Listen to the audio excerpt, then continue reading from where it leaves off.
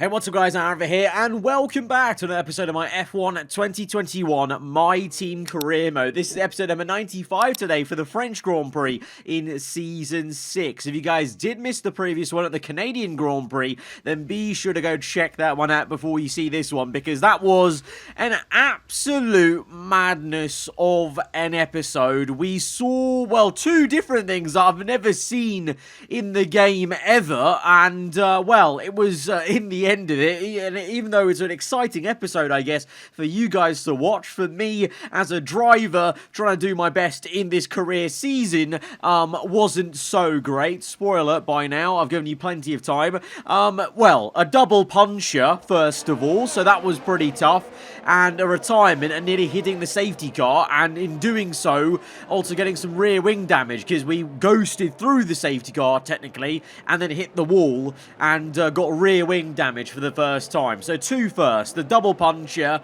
which I know could happen. I know you can get punches off debris, but I've never actually had it happen to me, you know, even just with one tyre, let alone both tyres on the same side of the car puncturing, and then the rear wing damage. So, you know, we tried our best to, you know, unlap ourselves, do anything in that Grand Prix for a couple of laps, but in the end of it, after about 10 laps of trying, I just had to give up and basically, as they would do in real life maybe, retire the car just for the sake of, you know, saving the car, saving the engine and parts and whatnot, because there was no way I was going to get myself back onto the lead lap because, you know, the game doesn't even have an unlapping mechanism under the safety car. So it was a tough one to take, and so it means we scored 0 points on the board. You know, our rivals Russell and Giovinazzi at the sharp end also had a bit of a lower scoring race anyway, so that was a bit of a damage limitation on their side of things. But then you had Esteban Ocon getting his second race win for Ferrari and ever in this career mode series, and his career in this alternate F1 universe we've created. So he is now firmly in there in the standings, you know, in second place. So, you know, we've joked about Ferrari, you know, being there in qualifying, but never really being there in the races and the season. They've never been fighting for the championship in this entire series on this game. Could this be finally the season? Because Ocon genuinely actually looks like he's got a bit of pace about him, and then AlphaTauri also slowly getting back into maybe the groove that they were in season 4, with Leclerc having a double second place podium. But yeah, coming off the back of that, really wanting to, you know, flip this switch and bounce back strong, and what better place to do it than at the place where we got our very first ever race win on this game in this career mode. It was season 2, wasn't it, if I remember correctly? We had a bit of a mad one in season 2 at Paul Ricard. I think there was it was a wet start and there was some spinning going on at the start of the Grand Prix. We're actually facing backwards at turn 1, and we went on to win that entire race. So, you know, kind of actually, you know, even though this circuit is pretty horrendous, I think, in real life and in the game to drive, some happy memories on this game from that season. So I want to try and channel a bit of that energy as we go on into this race weekend to bounce back from what happened at Canada. But we got a spanner in the works straight away, because it's the first time we've come back to Paul Ricard in, what, like 3 seasons, and it's raining for the first qualifying session in Q1. So not exactly what I needed to build the confidence around Paul Ricard, but nonetheless, we have to go out there and try to do the best job we can. I'm a little bit wary, though, of what the pace is going to be like, because you've got to admit, at Canada, we were a little bit off the pace in qualifying even. You know, Russell got knocked out trying to be too clever on the medium tyre, and we qualified down the order. In the race, it was going okay. I think we had some decent pace pre the puncher, and we were making our way up the order, but it was a bit concerning, a bit, you know, weird that we kind of just lost a bit of pace at Canada, you know, and that's even off the back of Baku, where obviously compared to Russell, I just did not perform as well as I could have done, especially in qualifying, whereas Russell went on to get that first win of the season and the first win for the team. So question marks, but Q1 was very surprisingly promising here. Surprising also for Christian Lundgaard in P1 in the Lotus Renault, and he's like 1.1 seconds ahead of his teammate Djokovic on the other side of the garage. So very topsy-turvy session. I think in the rain sometimes AI just come up with some very surprising times, but I'm happy to say myself and Russell there in P2 and 3. So maybe worries that I had off the back of Canada for our genuine, you know, one lap pace, race pace, I think maybe it's going to be reset here for for the French Grand Prix. You know, maybe just a bit of a, you know, getting in the groove of things and kind of going out of it in the case of myself.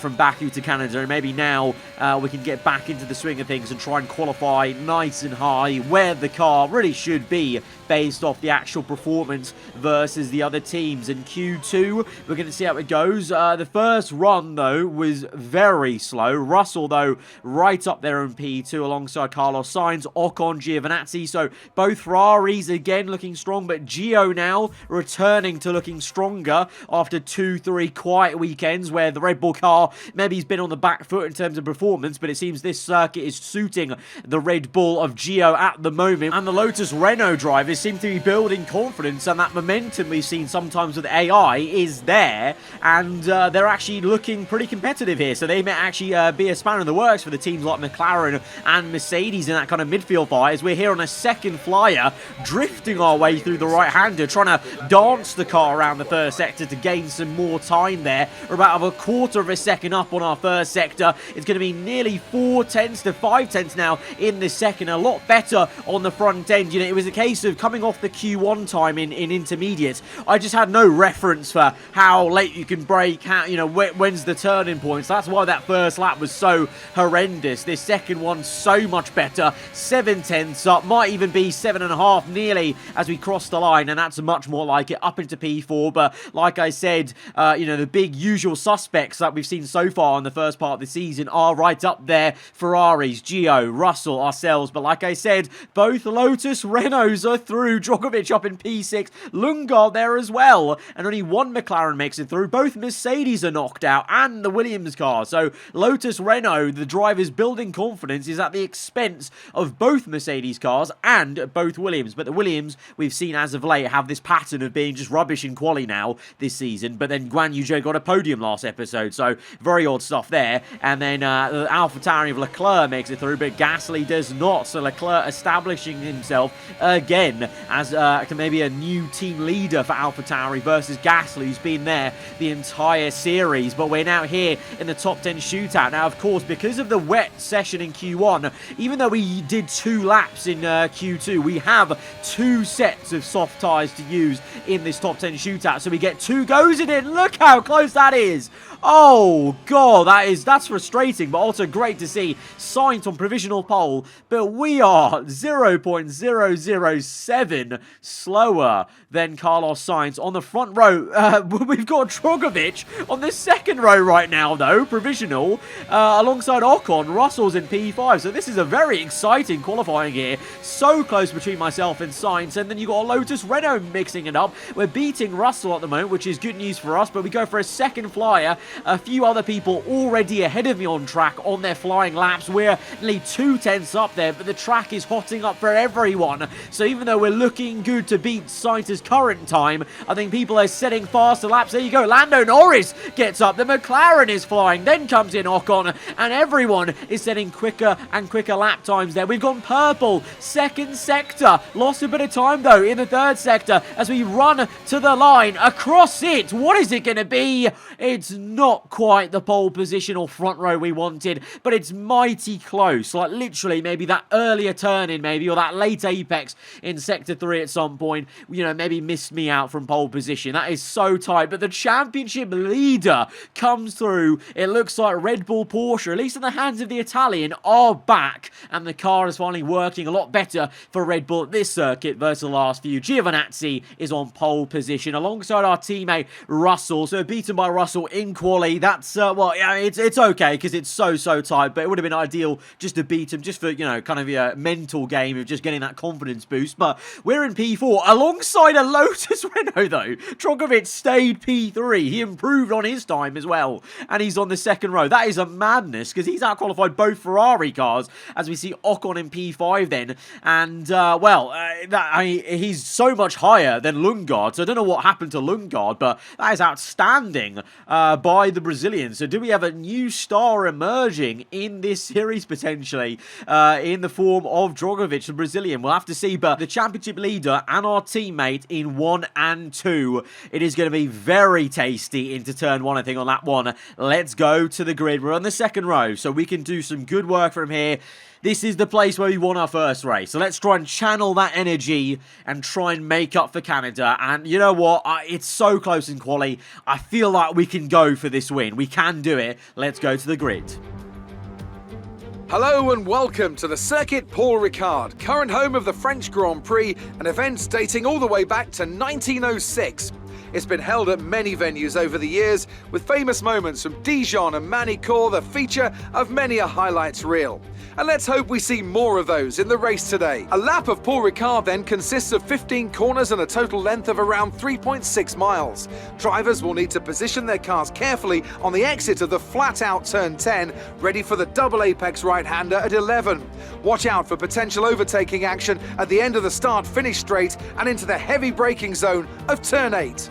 Anthony Davidson is alongside me as usual for the race today. Let's discuss Red Bull. What do you make of their performance so far this season? Well, the atmosphere within that team seems very positive at the moment. Everyone seems like they're in great spirits and having a lot of fun doing what they do, and that's definitely contributed to the performances we've seen.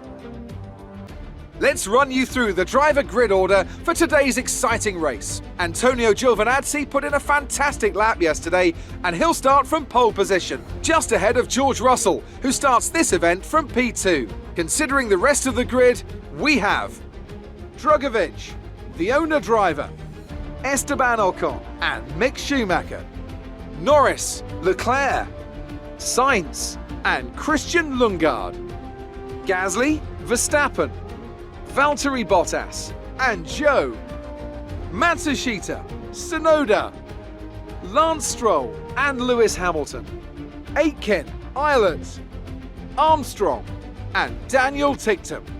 And with lights out just moments away, it's time to go down to the track. I think certainly with how close qualifying really was, even though we're in P4, this is a return to qualifying form, a return of the car looking right up there. But, you know, Giovinazzi's also bounced back. You know, all three of us will be down a little bit in the order at Canada. You know, Baku, apart from Russell, who won the race. And now we've got a bit of a spanner in the works of a Lotus Renault. And the Ferraris aren't too far behind. Ocon's right there, the next position behind us. And France will be an interesting one because historically, just like the Bahrain Grand Prix, outside the top 10, the one-stop can be very powerful versus the two-stop. But for us, we're going to have to do a two-stop because the soft tyres really don't go that long. Maybe a first pit stop around lap 7 or 8, depending on if we want to try and get an undercut and what the tyre wearer is saying for us versus everyone. But I can feel like we can fight for the win today. And, well, Russell certainly is going to try and get it maybe towards turn 1 as he's side-by-side with Giovinazzi on the front row.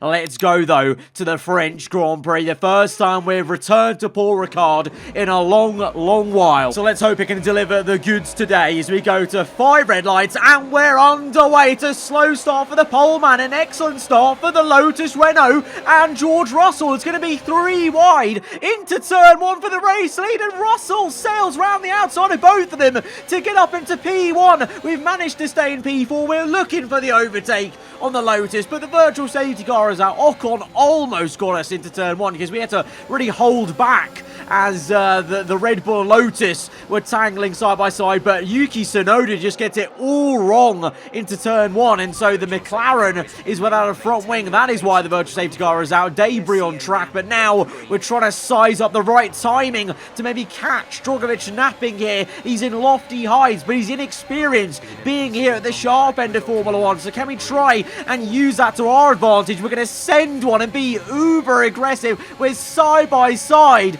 with the black and gold Lotus Renault. We get the Brazilian driver, though, up into P3 and immediately setting our sights on Giovinazzi. But how exciting is this? Russell, our teammate, one of our bitter rivals from last season. Giovinazzi, the current championship leader, and then us. I think this has got all the hallmarks of being a classic here as the Lotus does attack us a little bit. I'm weakest in Sector 3. I'll make no excuses. Sector 3, the AI are so much better than me. But Sector 1 and 2, P2, we can gain time on Gio and Russell. And, well, if us three stay here in the top 3, this could turn into a very, very tasty race for the podium and hopefully the race win. Behind us, Ocon in P5, then last race's race win ahead of Schumacher, Leclerc, Norris, Sainz, Lundgaard, Gasly way down in P11 at his home race, and the 2 Mercedes and Williams are kind of, in a double, Noah's Ark style position there. Both of them struggling, both teams struggling at this race then, as we now go back to ourselves in P3, looking to gain on Giovinazzi. Can we go to the inside? He's going to defend. We're going to go to the outside instead. It's a little bit tough on the curb with side-by-side, nearly banging tyres that was on the entry for the right-hander, but on the exit, we're able to find the traction. We try and break the slipstream by moving right and then back to the racing line, and we're up into P2, and look at Drogovic go! Oh my word, the Brazilian has just overtaken the Red Bull. The Lotus Renault is up into P3. What is going on? Lundgaard's down in P10 doing an okay job. That's kind of where Lotus Renault have been. Drogovic, though, he's on a massive high, it would seem, of form and focus for his AI self, and he's doing amazing here today. Lap 2, though, early days. Let's see if the Lotus keeps pace. Tyre wear is one thing that can try and, destroy, a good race start. We've seen it so many times with Ferrari, I think, with their race pace being destroyed by tyre wear later on. Meanwhile, Russell has set another purple lap time. So this is it now. It's a 1-2 for aarava Archer Racing here. Myself and Russell, this is it. This is what you love to see. Myself and Russell now in equal machinery this year versus last when he was in McLaren. This is the straight out-and-out fight you wanted to see. We've seen it a few times. We have tangoed a bit for positions so far this season, but I think this is the first time myself and Russell may be fighting for a race win amongst our two selves. So this is going to be very interesting. 1.4 the gap, though. We have to get our head down. Meanwhile, Giovinazzi is looking to maybe try and re-overtake the Lotus. He's got DRS. He's closed up, but not quite there. But you can see the Lotus clearly is holding these guys up a little bit, or it may just be a case of myself and Russell are just in absolute focus flow state mode, and we're just now levels above everyone else. Because, you guys know me. If I'm chasing someone, I definitely focus a lot more. I've said that before. When I get in a lead or I've got clean air, it's hard for me to focus as much as I can when I'm trying to track down a car. So I've just got laser focus for Russell, and he's going so quickly. It's the reason why we signed him as a teammate, is because he's so relentless in terms of race pace, and why it's so tough to beat him last season. But so that's pushing me on to go quicker and quicker. So we've already got 2 seconds on the Lotus now, which is ridiculous. We now come back at Russell with a purple lap time. So the pace from us two is relentless, as now Giovinazzi is trying to go around the outside using all the width of the track there, almost extending it on the right, but he's made a fabulous move, and the Italian is up into P3. Ocon now pressurizing the Lotus. Meanwhile, we have closed up now. We're within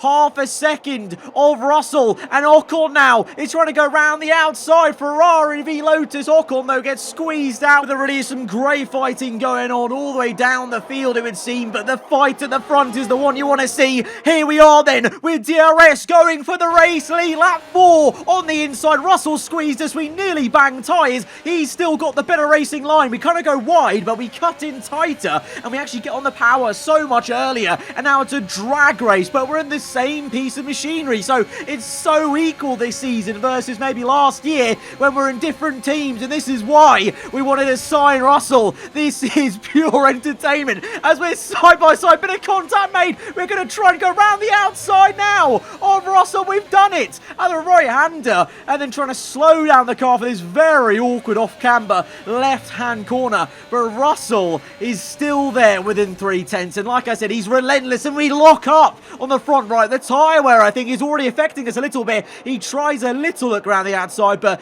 to no use. But the rear end squirming as well, as I think we're probably going to maybe pit even earlier, maybe around lap 6 even, or 7, depending on what this situation is with how much time we're losing fighting Russell, because we need to try and keep track position whilst also not maybe backing both ourselves up into the Red Bull. But through turns 1 again, Russell's just a bit sharper on the front end. We're locking up and making a few little errors under pressure here, but this is such a joy to watch us two have so much pace in this race. Giovinazzi is closing up a little bit and showing his own pace to pull away from the Lotus, but it really is is just all myself versus Russell. We are way out ahead and in a world of our own, and we continue to fight, but he blasts past us with DRS. We have to be a bit patient and be careful. On the braking, bit wide, and Russell cuts across. He's so aggressive and does so well to do that. He did that a few times to us at Canada, remember? But to be fair, it's better to be behind now on this straight to get the slipstream and a slingshot round the outside to get back into P1. It looks like we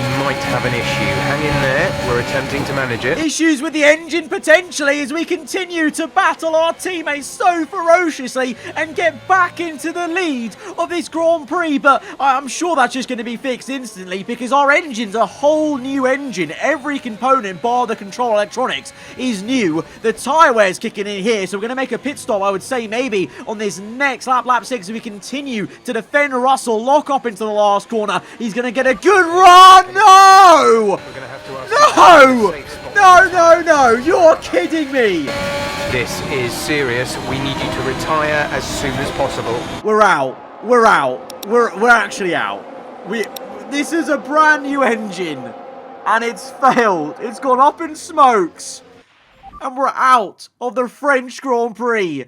Just after we got back into the lead, we were on to fight for the race win. It would have been a 1-2, you'd say, or at least a good chance for it. And instead, it's going to be 0 points, 0 points for us. Oh. Another superb French Grand Prix comes to an end, and it's a thoroughly deserved victory. Anthony, tell me, what was it that helped them achieve this success? Well, tyre management probably played quite a large role in the outcome of this one. As ever, it's not just about speed, it's all about maintaining that speed consistently over a stint, over a race distance. So being able to keep up the lap times while still being smooth on the controls and gentle on the tyres, that's really where the race was won today. Here comes your top 3 making their way down to the podium for what can only be described as a fantastic day for Formula 1. And just like in Season 5, of course, who wins the race when I DNF with an engine failure? George freaking Russell. This time, it's odd because he's in my team, so it's good for the team's Constructors' Championship. Versus Red Bull. Giovinazzi in 3rd then, and Gasly at his home race catapulted himself up. He was on the one-stop strategy, so that's how he must have done it, up into 2nd place. So very good stuff for the Frenchman. And the championship leader, Giovinazzi, down in 3rd, so loses a bit of ground to Russell in the standings. But, you know, Russell getting the win will be great for the team, but for us in the Drivers' Championship and, you know, our own little personal battles with Russell, this is another massive hammer blow to confidence, to just momentum, you know, just the vibe that we're getting. What is going on this season? I thought we faced adversity last season. This season, even more adversity. We've had 3 no points finishes. We've had 2 DNFs, like proper engine failures, and then one, well, the last race with a double puncture. So we've actually faced more obstacles this season than last season, and we're only, you know, 5-6 rounds into it. We've had less races, and we faced more adversity. This is just mad. This is mad. The game's just thought, oh, we won the championship finally again for the 2nd time only last season. We're going to make it super hard for him to get the 3rd championship here.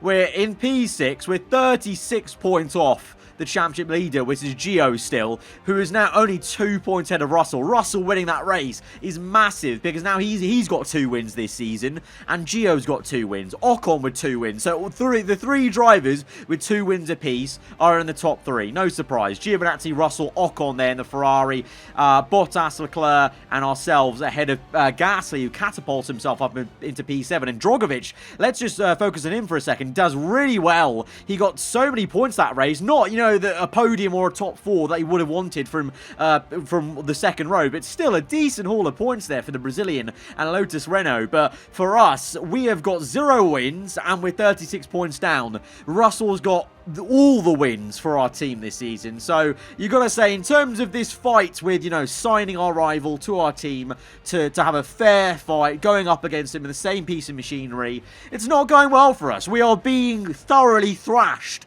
at the moment in terms of, I know a few races we've done better than Russell, we've looked better, But overall, you know, the points don't lie. We're being thrashed by him. Like I said, the constructors, actually a good day in the office for the team. We get up ahead of Red Bull. But I just can't believe it. I can't. Having had the race we just had, and I wanted to, like I said, bounce back. And we looked so good to do that. The pace was insane from myself and George.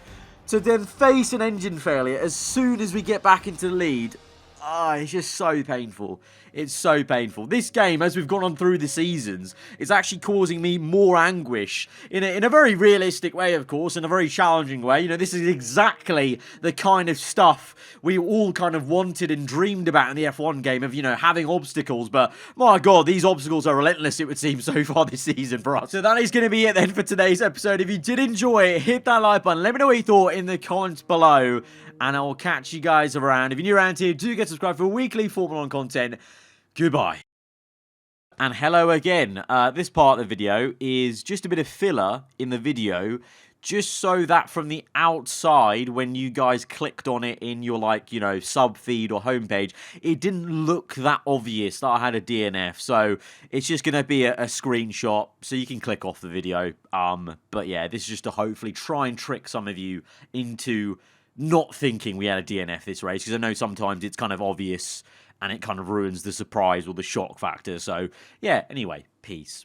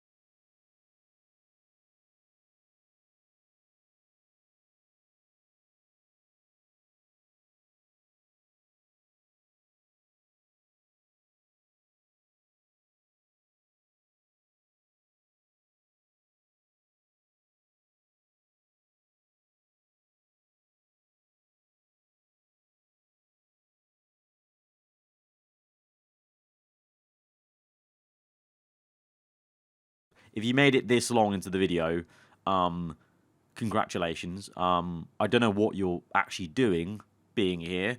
Maybe you just skipped to this part. If you did, I'm not, you don't count. I'm talking to the people who actually sat through all the silence. Yeah, goodbye.